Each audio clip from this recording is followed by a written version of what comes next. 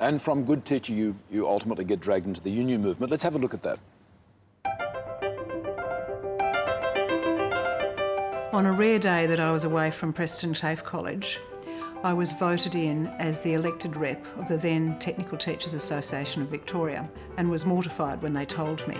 But I thought if I say no, it will be a big black mark against all women in the universe, therefore I will have to do it. So of course I accepted with good grace. I found it fairly easy to do the job. I had no idea that I could do this kind of stuff. I had no idea that there were such things as negotiators and political advocates and leaders of unions in a way. I really didn't understand that cultural history at all. It was very tough times, but it was also good times. It was very easy to run fabulous campaigns because you had so many activists.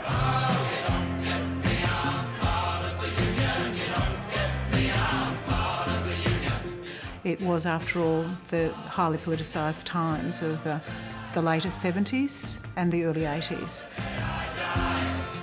And I always get my way if I strike for higher pay. We've had equal pay legislation since the early 70s, but on average, women in this country still only earn 65% of what men earn. I think that's pretty sad. I think my biggest contribution to the trade union movement was really encouraging women to be part of the leadership and changing cultures so that women were understood and recognised. Unions were still very blokey. Independent women like me were welcome for their skills, but rarely part of the inner circle. It made it very clear to me that lots of people in the trade union movement were never going to be interested in rewarding hard work, talent and achievements. And that I guess I became a bit disillusioned, but I also feel as though it's a bit naive to assume that in very powerful politics that you are going to be rewarded automatically for your hard work and achievements. It's all very well for the Prime Minister to talk about forests being devastated in the Pacific, but let's also talk about the devastation of forests right here in Australia.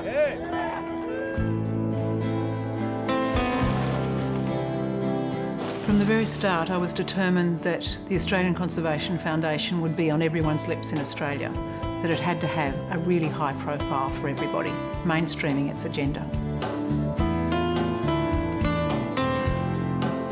I was an activist from the trade union movement, and I guess I brought my activism to ACF as well, so I was willing to be out in the forests if that's what it took.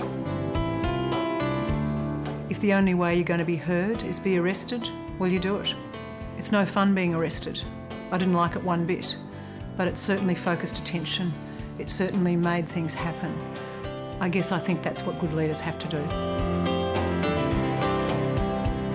Sustainability became my focus in my latter days at ACF because I couldn't work out how we were going to solve planetary problems, problems of the environment, without looking at community, at economy, what became the triple bottom line. Back in the union days, you sounded like you were almost dragged into it against your will. Well, I was away one Friday and I came to work on Monday and was all of a sudden a unionist. And like my mother always said to me, you had to do things properly and you have to do what you think is right. And so I learned how to be a unionist, a bit self-taught, like I taught myself how to teach. I taught myself to be a unionist. So was it the injustice that existed that drew you into it? I mean, what gave you the motivation to actually go that way? I think it was because I did stand up for things and I began to understand what politics was about when I came to Melbourne in 1974. So I had a framework and I did become, really politicised. Now, there's a natural amalgam there between being in the union movement and also the Labor Party, and that obviously was a career path possibility for you to actually make a transfer into Labor politics. Certainly politics was one of the possibilities.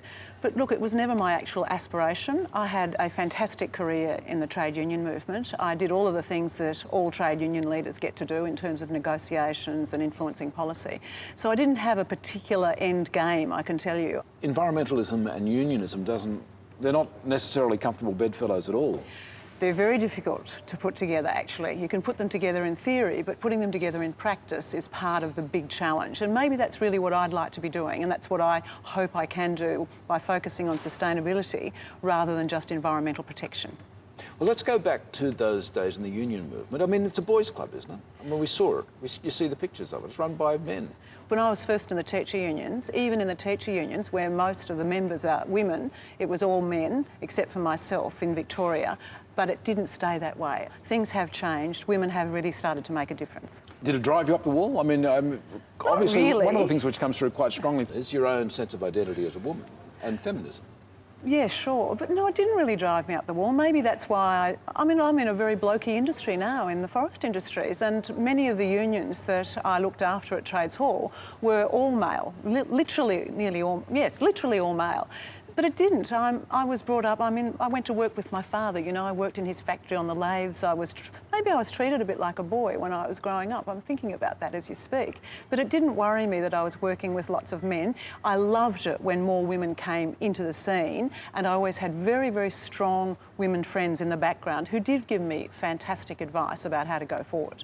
Now, you might have seen that you've been working on environmental issues a lot, but the Green Movement was very suspicious of you, wasn't it, to begin? The Green Movement really didn't ever think I was part of the Green Movement per se, and maybe that's right. Maybe my independence, thinking across these sort of sectors, means that I'm a bit apart from all of that.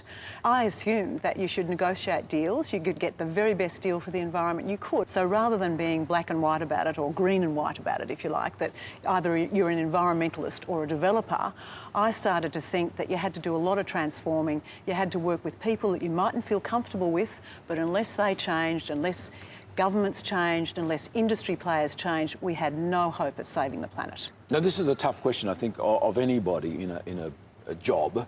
Do you think the country or conservation became greener because of your time there? I don't know. I don't think I'm vain enough to think that it was, you know, going to be so influenced by me. I'm hoping that I helped mainstream it a bit in terms of it being more acceptable to many more people, rather than it being greener in itself, that it reached other voices and was heard by people who normally would have said, oh my God, you know, the Greenies would say that, wouldn't they? Now, I think we've just got to get way beyond that, because we don't have the time to spend, you know, tutoring generation after generation about green issues. We've got to mainstream those issues. Well, you jumped the Grand Canyon and went to the other side, which we'll come to now. Let's have a look at this. My life is pretty much my work, I guess. Sometimes I'm in my office at 4 a.m. Sometimes I work 7 days. But I do it because I love it. I do it because I really feel that I can contribute, especially around this kind of strange idea of sustainability. To lead the change that I think is going to happen, I'm going to have to be in the boardrooms of the rich and famous and make them understand that they're part of the process, part of the change. And I'm also going to have to be out in the field with those who count, where the work's really done. I'm the CEO of the Victorian Association of Forest Industries. That's the native timber, harvesting and sawmilling industries in Victoria. Lots of my friends have said to me, what's an old greenie like you doing in a place like that? And my answer simply is that all of us have got to change. Industries who've been seen in some instances, like this one, as part of the environmental problem, are also part of the environmental solution. And I want to prove that, and I want to help lead the industry to make that happen. And the thing that interests me, and I can report some extra work that we've done subsequently, is this whole question of the value of the forest as a provider of ecological services, carbon. When I came to VAFI, we decided that we would set up a community council where lots of people who may or may not know much about the industry help us think through our problems, ask us the tough questions, and give us good, honest, critical advice. So we need a lot of that analysis because, well, you can't at the moment. To me. You know, can't. Kyoto, of course. Ever since I could think, I've always been interested in the big picture, the big issues, the moral and ethical issues of the day that affect everybody. You can't just be a Chardonnay socialist. It's not where I come from. I like to get things done and be proud that I've actually made a difference. I have a daughter, Siobhan. She's 18. She's terrific. We are very close. come down the coast next weekend, or what are you doing next week? Siobhan's very essential to me. I guess she represents, kind of normality in one way, and also she represents the future. That it makes me really very conscious that whatever we do today has real implications for tomorrow and for Siobhan's kids. I want to stay as productive as I can for as long as I can. I want to do things that I love to do, and for the first time in my life I've got plans that kind of, I guess, marry my work with travel and my daughter, and if she has children I'll want to help her with those. But I have no interest in just fading away from the kind of stuff that I feel I can contribute.